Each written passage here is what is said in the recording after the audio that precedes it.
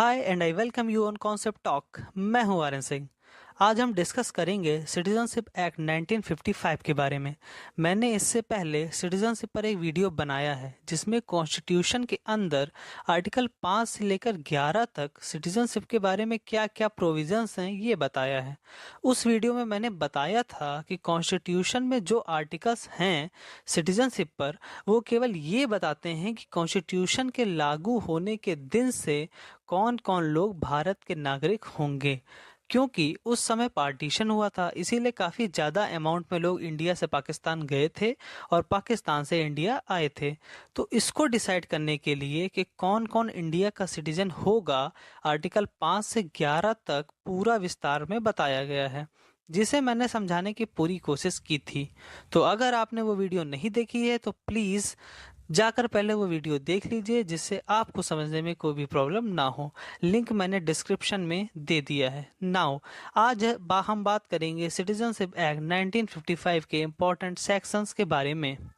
अगर ब्रीफली देखें तो आज हम डिस्कस करने वाले हैं सिटीजनशिप एक्ट 1955 में नागरिकता के अर्जन मतलब एक्विजिशन ऑफ सिटीजनशिप या कहें नागरिकता कैसे प्राप्त की जाए से रिलेटेड सेक्शंस को, जो हैं सेक्शन 3 बर्थ यानी जन्म के बेसिस पर नागरिकता, सेक्शन 4 फर्स्ट डिसेंट यानी वंशानुक्रम के आधार पर नागरिकता, सेक्शन 5 रजिस्ट्रेशन करवा कर नागरिकता प्राप्त करना, सेक्शन 6 नेचुरलाइजेशन यानी देशीयकरण द्वारा नागरिकता और सेक्शन 7 राज्य क्षेत्र के समावेशन या मिल जाने पर नागरिकता। इसी तरह सिटीजनशिप एक्ट 1955 के 3 और सेक्शंस के बारे में समझेंगे जो नागरिकता की समाप्ति यानी टर्मिनेशन ऑफ सिटीजनशिप के बारे में हैं, जो हैं सेक्शन 8 जो नागरिकता के त्याग रिनंशिएशन के बारे में है, सेक्शन 9 नागरिकता की समाप्ति टर्मिनेशन के बारे में है और सेक्शन 10 जो सरकार द्वारा नागरिकता से वंचित अर्थात डिप्रीवेशन के बारे में है। अब इंडिपेंडेंस के समय कॉन्स्टिट्यूशन ने पार्लियामेंट में छोड़ दिया था कि वो सिटीजनशिप से रिलेटेड कानून आगे बनाए। तो सिटीजनशिप से रिलेटेड पहला जो कानून बना वो था सिटीजनशिप एक्ट 1955। कॉन्स्टिट्यूशन में जो हर प्रोविजंस की नंबरिंग की गई है उसको आर्टिकल्स कहते हैं, जबकि अधिनियम यानी एक्ट जो लेजिस्लेचर बनाता है में सेक्शंस यानी धाराएं होती हैं। आज हम जो सिटीजनशिप एक्ट को डिस्कस करेंगे वो अमेंडमेंट्स के साथ होगा।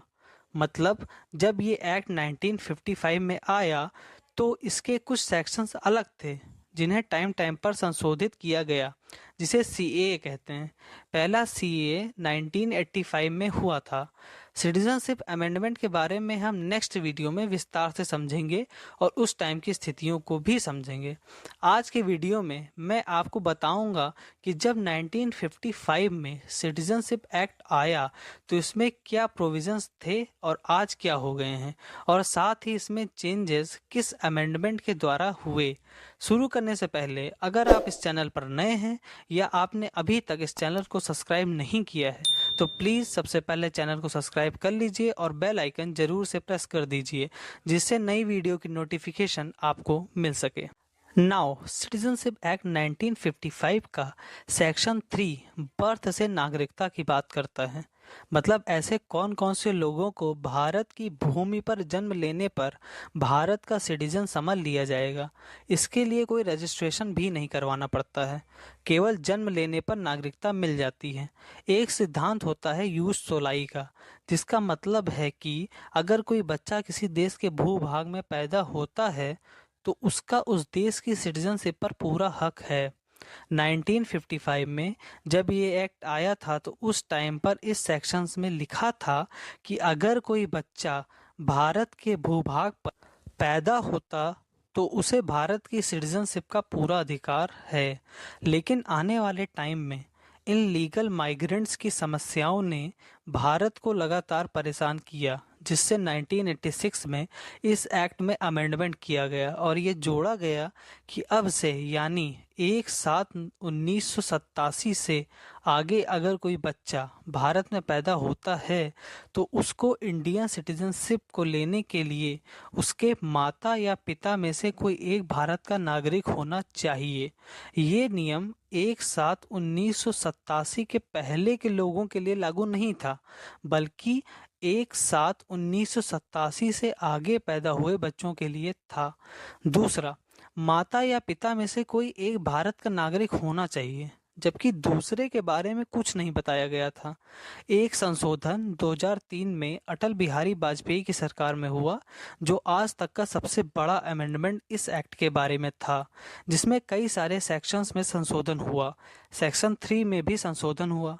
इसके तहत अब जन्म से उसी को सिटीजनशिप मिल सकती है जिसके माता पिता दोनों भारत के नागरिक हों, या माता या पिता में कोई एक भारत का सिटीजन हो लेकिन दूसरा इलीगल माइग्रेंट यानी अवैध आप्रवासी ना हो।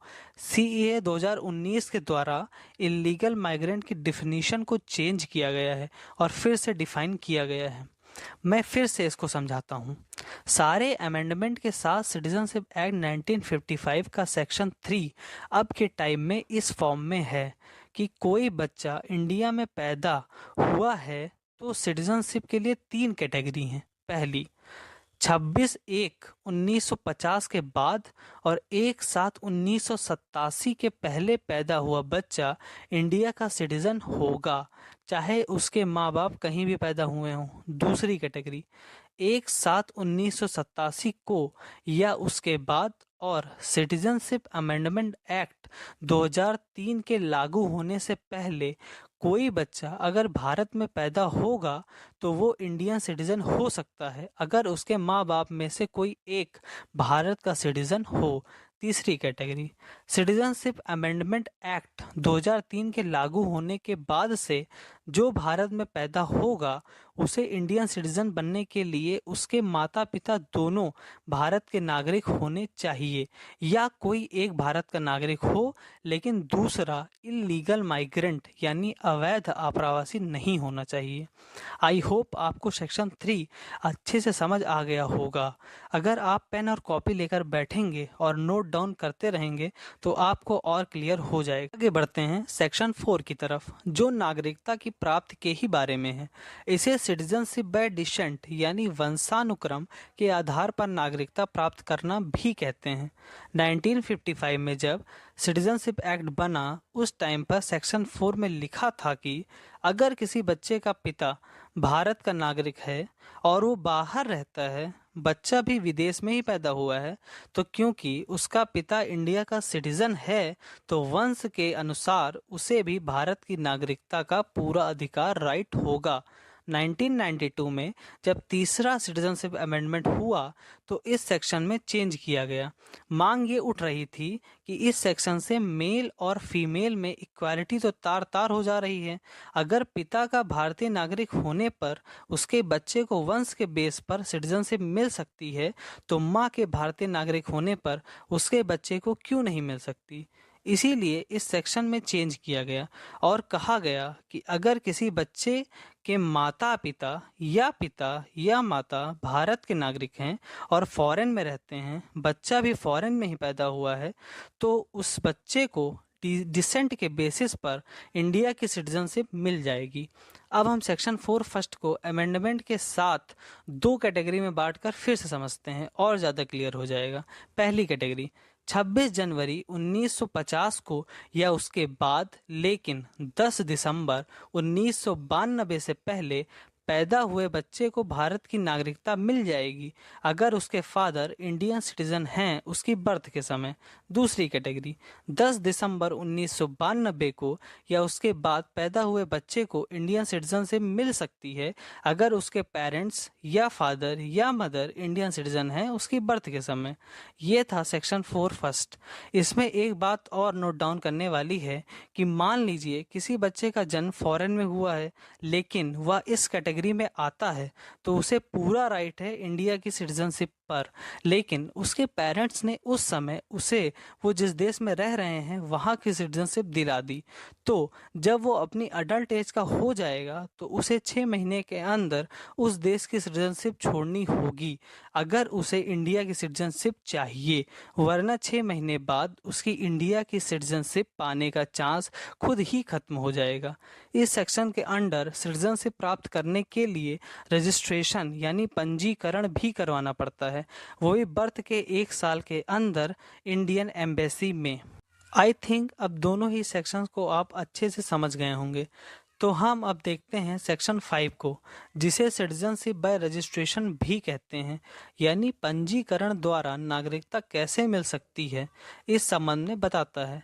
इसमें लिखा है कि अगर कोई भारतीय मूल का व्यक्ति जिसे पीछे बताए गए सेक्शन के तहत सिटीजनशिप ना मिली हो तो उसे इंडिया के सिटीजनशिप को पाने के लिए रजिस्ट्रेशन करवाना होगा, या कोई ऐसी स्त्री या पुरुष है जिसने किसी भारतीय सिटीजन से शादी की है तो उसे भी इंडियन सिटीजनशिप के लिए रजिस्ट्रेशन करवाना होगा। लेकिन इस रजिस्ट्रेशन की भी एक शर्त है कि व्यक्ति तभी रजिस्ट्रेशन करवा सकता है जब वो इससे पहले के 7 साल भारत में रहा हो, जिसके लिए गवर्नमेंट उसे लॉन्ग टर्म वीज़ा प्रोवाइड कराती है। रजिस्ट्रेशन के लिए अप्लाई करने की डेट से पहले 1 साल तो उसे पूरा इंडिया में रहना पड़ेगा और उससे पहले के 8 सालों में 6 साल तो रहना ही पड़ेगा। इस सेक्शन में सिटीजनशिप अमेंडमेंट एक्ट 2003 में ये चेंज हुआ कि इसके तहत कोई भी इलीगल माइग्रेंट यानी अवैध आप्रवासी भारत की नागरिकता को प्राप्त नहीं कर सकता। मतलब सेक्शन को यूज़ करके कोई भी इलीगल माइग्रेंट भारत की नागरिकता को प्राप्त नहीं कर सकता। इसे ही कहते हैं सिटीजनशिप बाय रजिस्ट्रेशन, यानी पंजीकरण के द्वारा नागरिकता प्राप्त करना। मैं एक बार फिर से ब्रीफली बताता हूँ। जैसे एक आदमी है जो भारतीय मूल का है लेकिन उसे सेक्शन 3 और 4 के बेस पर किसी भी वजह से सिटीजनशिप नहीं मिल पाई है, या यहाँ की कोई व्यक्ति जिसके पास इंडियन सिटीजनशिप है वो किसी फॉरेनर से शादी करता है और उस फॉरेनर को इंडियन सिटीजनशिप चाहिए, तो दोनों ही केसेस में रजिस्ट्रेशन यानी पंजीकरण करवाना पड़ेगा। और रजिस्ट्रेशन ऐसे ही नहीं हो जाएगा कि फॉर्म भर दिया और आप भारत के नागरिक हो गए। रजिस्ट्रेशन इसी बेस पर होगा कि उस व्यक्ति ने इससे पहले के 7 साल इंडिया में गुजारे हैं या नहीं, और जिस डेट को रजिस्ट्रेशन कराने गए हैं उस डेट से तो 1 साल पहले इंडिया में पूरा ही रहना पड़ेगा और उससे पहले के 8 सालों में 6 साल रहना ही पड़ेगा, 2 साल बाहर रह सकते हैं। तो ये था सेक्शन 5 के तहत नागरिकता को प्राप्त करना। एक और टर्म को हम समझ लेते हैं कि भारतीय मूल का व्यक्ति किसे कहेंगे। भारतीय मूल यानी PIO मतलब पर्सन ऑफ इंडियन ओरिजिन, ये वो लोग होते हैं जो या जिनके पेरेंट्स अनडिवाइडेड यानी अविभाज्य भारत में पैदा हुए हों या किसी ऐसी टेरिटरी में हुए हों जो 15 अगस्त 1947 के बाद इंडिया का पार्ट बनी हो। तो ये था सिटीजनशिप बाय रजिस्ट्रेशन। आगे हम समझते हैं कि देशीयकरण यानी नेचुरलाइजेशन से भारत की नागरिकता कैसे मिल सकती है। सेक्शन 3 में हमने देखा कि बर्थ के बेस पर भारत में जन्मे बच्चे को सिटीजनशिप किन रूल के अंडर मिलती है। सेक्शन 4 में हमने देखा कि डिसेंट यानी वंशानुक्रम होने पर नागरिकता कैसे मिलती है, जिसमें माता पिता या माता का इंडियन सिटीजन होना ज़रूरी है। सेक्शन 5 में हमने देखा कि उन PIO को सिटीजनशिप कैसे मिलती है जिनको इनके पहले के सेक्शन के अंडर सिटीजनशिप नहीं मिल सकी है। अब हम देखेंगे कि कोई फॉरेनर जिसका इंडिया से किसी भी तरह का कोई रिलेशन नहीं है, उसके फैमिली में कोई इंडियन सिटीजन नहीं है, वह भारत में पैदा भी नहीं हुआ, लेकिन उसे अब इंडिया में दिलचस्पी हो गई है और उसे अब इंडियन सिटीजनशिप चाहिए, तो विदेशियों को भारत की नागरिकता कैसे मिलेगी यह सेक्शन 6 बताता है। ये 2 कैटेगरी में बातें करता है। पहली कैटेगरी में उन फॉरेनर्स की जो विज्ञान यानी साइंस, दर्शन यानी फिलॉसफी, कला यानी आर्ट, साहित्य यानी लिटरेचर, विश्व शांति मतलब वर्ल्ड पीस में अग्रणी रहा हो, निपुण रहा हो, या जनरली कहें तो ह्यूमन प्रोग्रेस में जिस फॉरेनर का कंट्रीब्यूशन रहा हो। तो अगर उसे भारत की सिटीजनशिप में इंटरेस्ट है और उसे इंडियन सिटीजनशिप चाहिए, तो भारत सरकार के पास सेक्शन 6 के अंडर यह राइट है कि वह ऐसे फॉरेनर को तुरंत ही भारत की नागरिकता दे दे। मतलब इसके लिए किसी भी प्रोसेस की ज़्यादा ज़रूरत नहीं है, लेकिन यह इंडियन गवर्नमेंट पर होगा कि वह सिटीजनशिप देना चाहती है या नहीं। मतलब ऊपर बताई गई सारी फील्ड में जीनियस अगर कोई फॉरेनर है तो उसके पास केवल ये राइट है कि वह इंडियन गवर्नमेंट से रिक्वेस्ट कर सकता है कि उसे इंडियन सिटीजनशिप दी जाए। दूसरी कैटेगरी है उन फॉरेनर्स की जो आम व्यक्ति हैं, मतलब उनके पास कोई स्पेशल बेनिफिट नहीं है। तो अगर वो इंडियन सिटीजनशिप चाहते हैं तो उन्हें अप्लाई करने की डेट से पहले के 12 साल इंडिया में वीज़ा पर रहना होगा, जिसमें अप्लाई करने की डेट से 1 साल पहले तो पूरा इंडिया में रहना होगा और उससे पहले के 14 साल में 11 साल तो इंडिया में रहना ही होगा।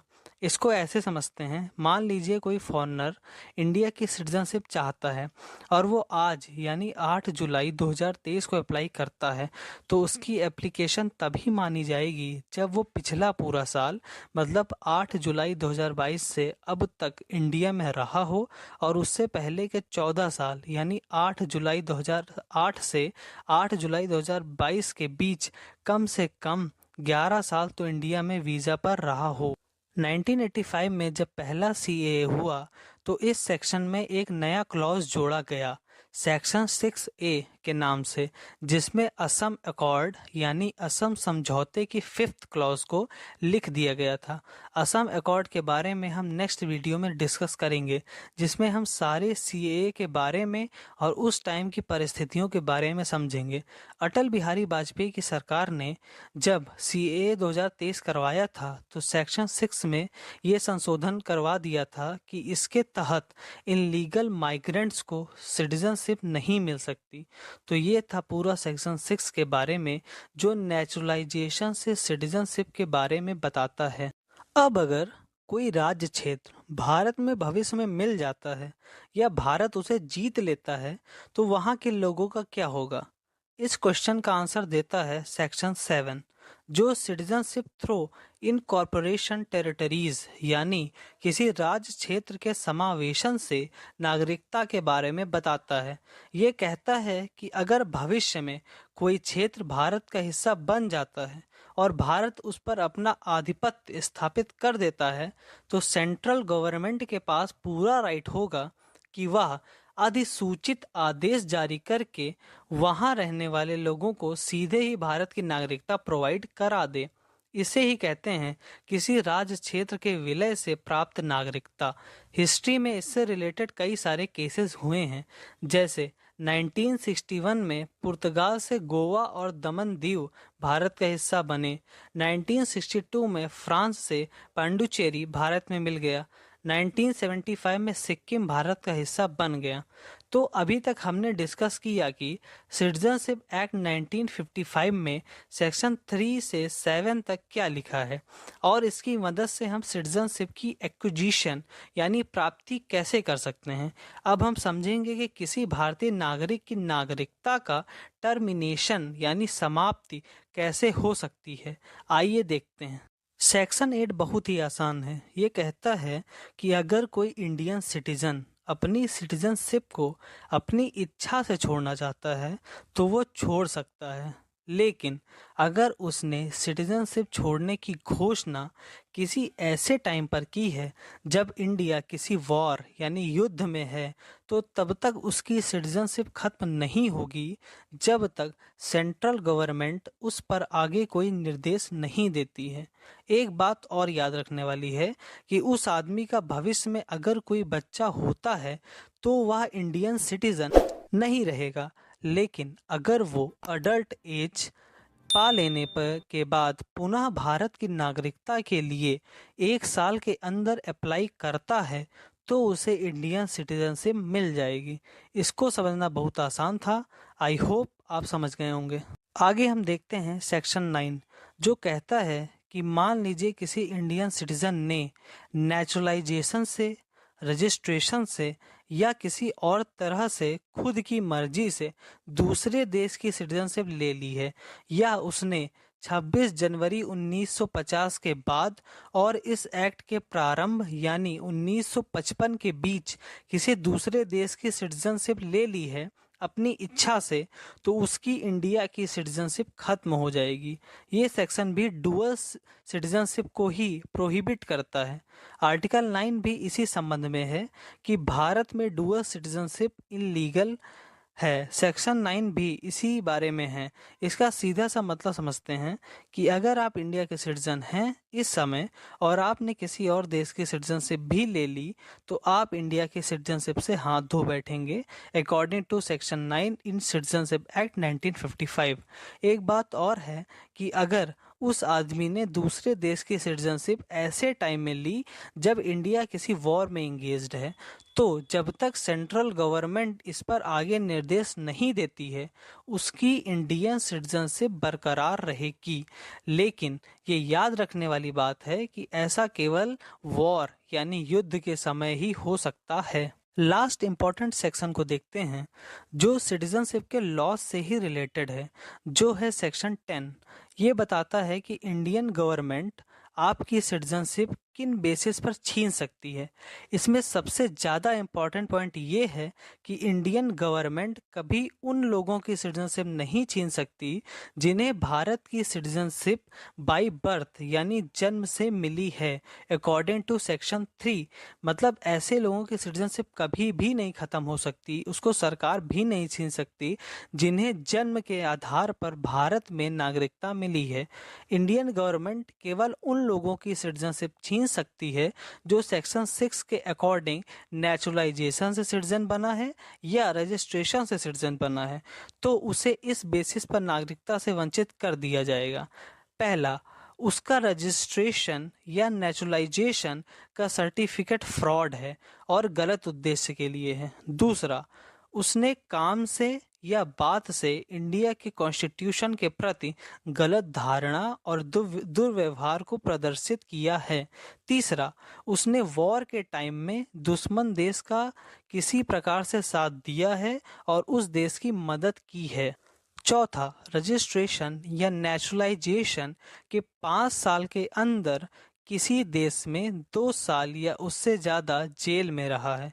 तो इस सब पॉइंट्स के बेस बनाकर उसकी सिटीजनशिप सेक्शन 10 के अकॉर्डिंग छीनी जा सकती है। तो ये था सिटीजनशिप एक्ट 1955 विद अमेंडमेंट्स। मैं उम्मीद करता हूँ कि आपको ये वीडियो अच्छा लगा होगा। अपने डाउट्स के साथ कमेंट करें। तब तक के लिए like, share and subscribe the channel. Vande Mataram.